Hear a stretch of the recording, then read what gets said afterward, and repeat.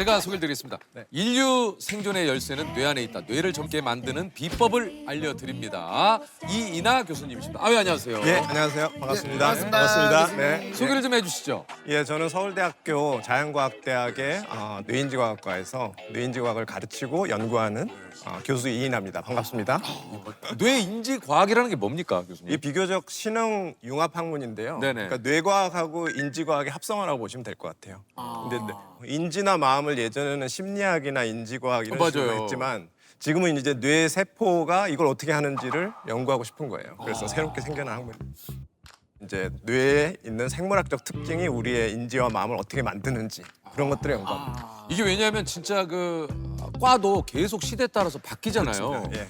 그러니까 이제 4차 산업 인공지능 시대가 되면서 각광받고 있는 학문이 바로 뇌인지과학이라고 해요. 그렇죠. 그러니까 인공지능 요즘에 많이 요즘 그 얘기 진짜 얘기하잖아요. 뭐 근데 엄청나죠. 인공지능이라는 말을 생각해 보시면은 인공적인 지능이잖아요. 그렇죠. 근데 이제 사람의 지능은 그럼 뭘까요?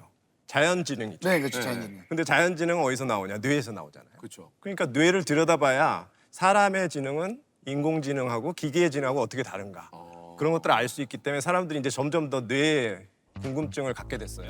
아니 그 우리 교수님이 뇌인지과학 중에서도 특히 해마 연구의 권위자라고 하세요. 너무 궁금해요. 해마. 우리가 가끔 이제 뭐 해마라는 얘기를 가끔 뭐 얘기를 하긴 합니다만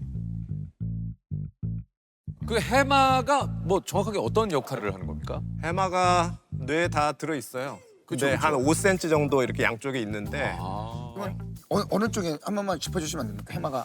옆에서 보면 한 이 정도 이쯤 깊이 있습니까? 근데 이쯤? 상당히 깊이 있어요. 네, 그래서 요 귀에서부터 한 요 정도. 귀에서 요렇게 쪽에 이렇게. 그 가끔 뇌 이렇게 뭐 사진으로 보거나 하면 그 옆에 네, MRI 찍으시면 나오죠.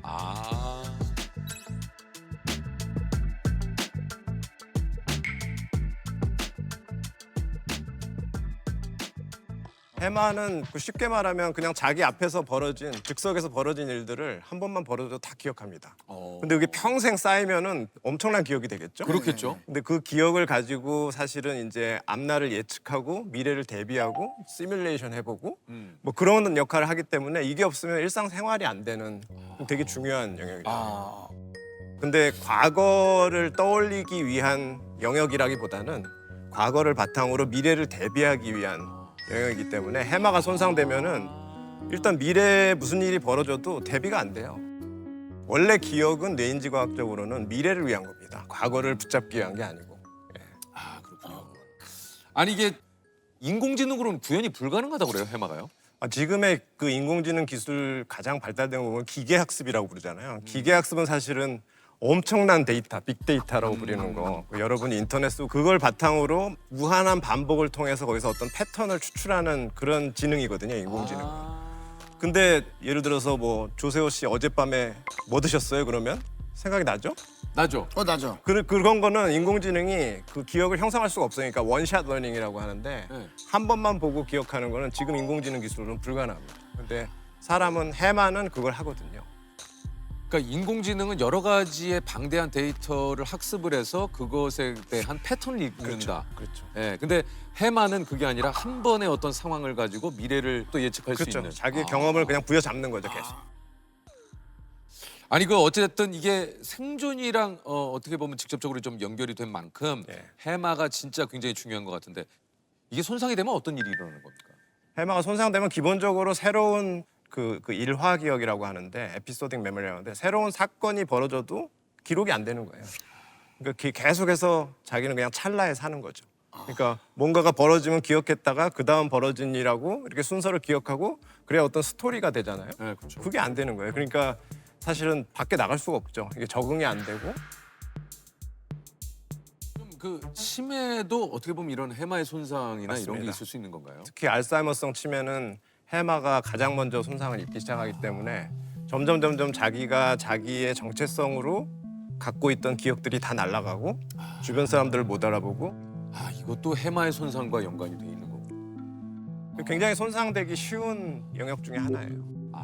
그러니까 실제로 뭐 잦은 음주 때문에 막 해마가 손상된다. 요거는 좀 다른 그 의미군요. 알코올은 해마에 치명적입니다. 그래서 필름 끊긴다고 그러잖아요. 블랙아웃. 그게 해마가 일시적으로 마비되면 앞에서 일어난 일이 기록이 안 돼요. 그러니까 기억이 안 나요.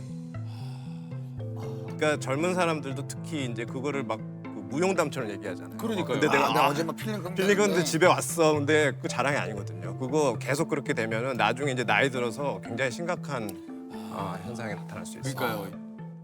아니 그렇다면 이게 이제 해마를 어떻게 해야 좀 건강하게 유지를 할 수가 있습니까? 일단은 해마가 좋아하는 것들이 장소, 어떤 장소에서 어떤 시간적인 순서로 어떤 일이 일어나는 걸 기록하는 거예요. 마치 영화를 보듯이. 그러면 그런 걸 이제 받아들인 다음에 그 다음에 그걸 꺼내봐야 돼요. 근데 지금 이제 요즘에 이제 뭐 미디어도 많이 보고 젊은이들이 그렇지만은 보기만 하고 꺼내질 않잖아요. 그러니까 뭐 일기도 써보고 자꾸 이렇게 꺼내보고 왕성하게 하면 해마는 나빠지지 않을 겁니다. 그 사실 저희가 이제 교수님 얘기를 듣고 보니까 저희가 이제 모이게 되면 그런 얘기.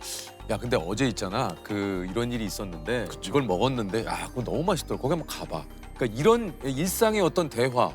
그게 굉장히 중요한 거예요. 그러니까 예를 들어서 뭐 옛날에 전원일기 같은 거 보면은 시골에서는 막 남의 집에 숟가락 몇 개 있는지 알 아시죠? 정도로 그 도시 사람이 가면 야 이거 프라이버시 아닌가 이런 것까지 막 물어보고 그러니까 너무 자세하게 막 일상생활에 대해서 물어보는데 사실은 그렇게 물어봐 주는 사람이 있는 게 해마를 계속 괴롭히는 거거든요.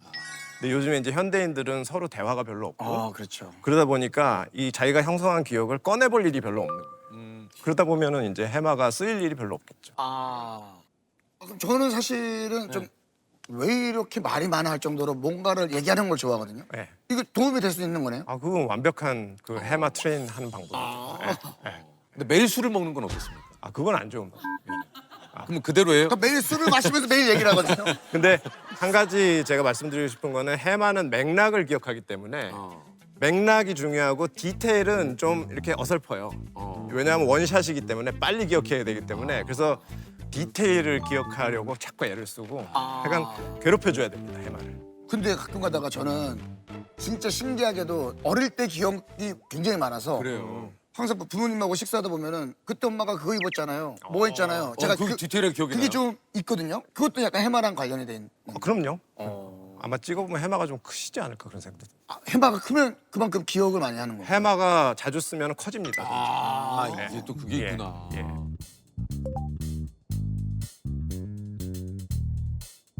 아니 그 이것도 한번 여쭤보고 싶은데 최근에 이제 일론 머스크 형이 네. 또 이제 이 형이 참 일을 많이 벌려요. 뭐 이 형이 뭐 일을 많이 해요. 그 뇌 임플란트 스타트업을 차려가지고 사람 뇌 컴퓨터 칩을. 오 봤어요.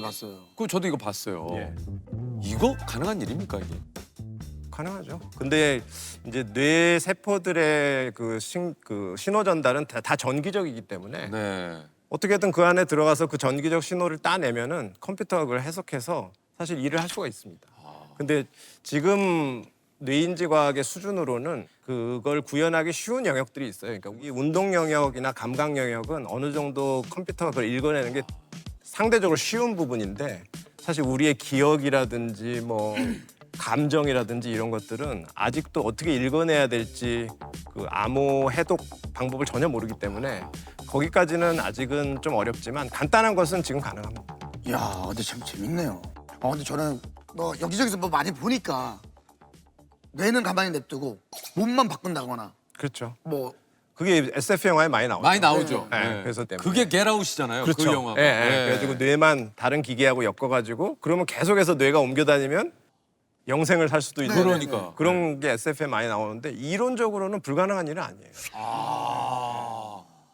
이론적으로는 불가능하지 않다. 그렇죠. 예. 그러니까 모든 뇌에 있는 모든 커넥션을 다 알아내서 기계하고 엮으면 되겠죠. 와, 그럼 뇌는 복제가 안 되겠죠. 아주 먼 미래에는 가능할 거라고 봅니다.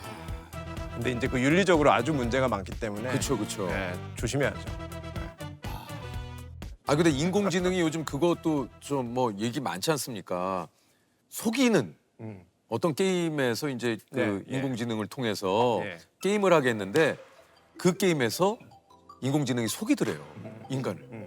그 인공지능이 학습하는 데이터라는 게 사실은 굉장히 순도가 높은 데이터만 있으면 그런 일이 안 일어날 텐데 사실 사람들이 속인 데이터도 있고 뭐 굉장히 많은 그 오염된 데이터들이 있을 거 아니에요. 그런 것들이 이제 들어가다 보니까 그런 거를 인공지능은 이제 윤리의식이나 뭔가 이 세상에 대한 이해가 없기 때문에 그냥 무작정 그 안에 있는 패턴을 배우는 거예요.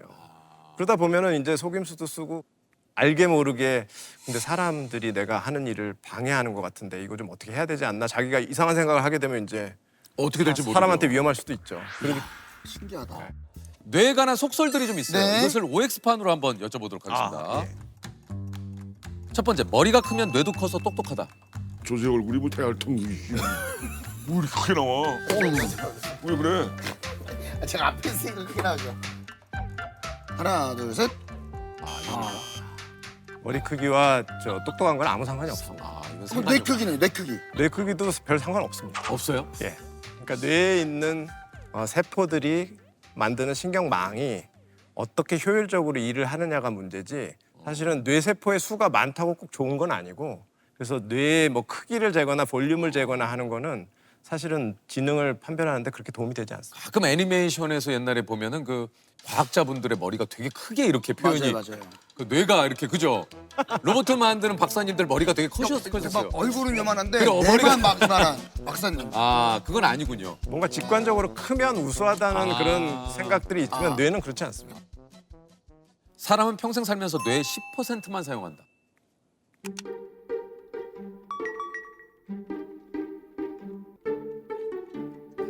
하나, 둘, 셋. 이거는 이게 두 개, 세 개 필요한 아주 절대 아니군요. 절대 아니에요. 근데 거의 이게 속설로 그래서 굳어졌어요. 아인슈타인이 뇌를 뭐 100% 활용했으면 타임머신이 개발됐다 뭐 이런 얘기. 맞아요. 누가 그런 얘기를 만들어낸지 모르겠어요. 그거 어디서 들었어요, 조셉? 저도 어디 종이에서 본 것 같아요. 종이. 네, 바람에 휘날리는.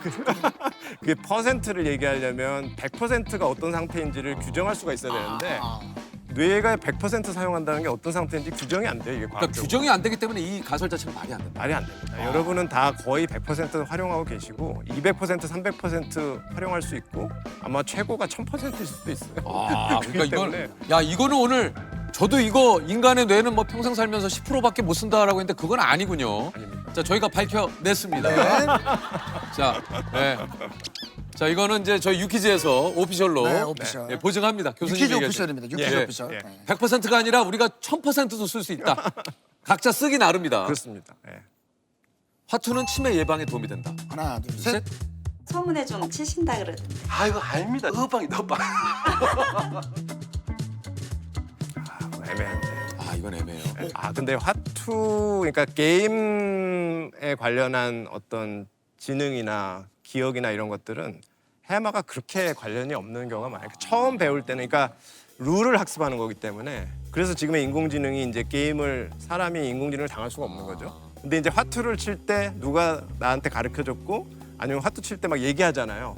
쟤는 잘 속이는 애고 얘는 조심해야 되고 뭐 그런 것들은 해마의 기억에 도움이 될 수 있는데 사실은 화투 자체는 그렇게 도움이 되지 않습니다. 오히려 일기를 쓰는 게 낫다. 훨씬 낫죠. 뇌는 상상과 현실을 구분하지 못한다.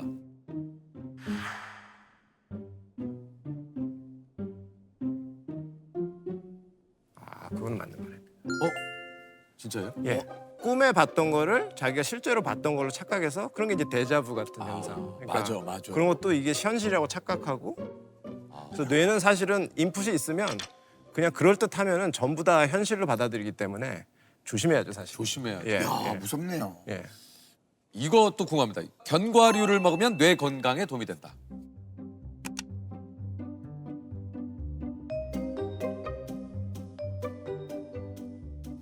그것도 이 가운데 이렇게 해야 될 것 같습니다. 한참 견과류의 그 맞아요. 많았죠. 호두 모양은 뇌랑 뇌 비슷해요. 모양. 예. 그게 상식적으로 생각을 해보셔도 모양이 비슷하다고 먹으면 좋다는 게 그렇죠. 많이 먹어봤거든요. 그러면 뭐 발 모양으로 생기면 발에 좋고 축구를 예. 잘하겠죠. 그러면. 축구를 잘하고 예. 그렇겠네요. 예. 근데 우리나라에 특히 이제 머리를 좋게 하려고 뭘 먹어야 된다는 이런 강한 맞아요. 강박관념이 있는데 사실 적당히 먹으면 뇌에 나쁜 게 뭐가 있겠어요. 근데 머리 모양의 호두를 많이 먹는다고 머리가 좋아진다고 생각하는 것 자체가 약간 좀 비과학적이죠. 아니 그 이런 것도 있습니다. 50대 뇌가 성능이 가장 좋다. 이게 진짜입니까? 그게 시애틀 스터디라고 예.